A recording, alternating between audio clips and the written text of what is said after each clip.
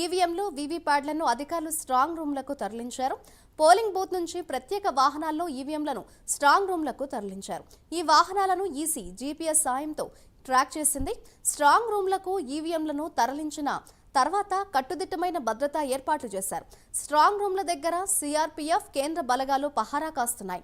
మొత్తం 3 అంచెల భద్రతను ఈసీ ఏర్పాటు చేసింది. స్ట్రాంగ్ రూమ్ల పరిసరాల్లో సామాన్యుల రాకపోకలను నిలిపివేశారు. ఇక భద్రతాపరమైన ఆంక్షలతో పాటు 144 సెక్షన్ అమలు చేసినట్లు ఈసీ ప్రకటించింది. 24 గంటలు కేంద్ర బలగాలు రక్షణ కల్పించనున్నాయి. కేంద్ర బలగాలతో పాటు అగ్నిమాపక సిబ్బంది విధుల్లో పాల్గొన్నారు. ఎక్కడైనా ప్రమాదవశాత్తు ఫైర్ యాక్సిడెంట్ జరిగితే వాటిని అదుపులోకి తెచ్చేందుకు అధికారులు ఫైర్ సిబ్బందిని విధుల్లోకి తీసుకున్నారు. స్ట్రాంగ్ రూమ్లలో ఎలాంటి షార్ట్ సర్క్యూట్ జరగకుండా అధికారులు ముందస్తుగా ఏర్పాట్లు చేశారు.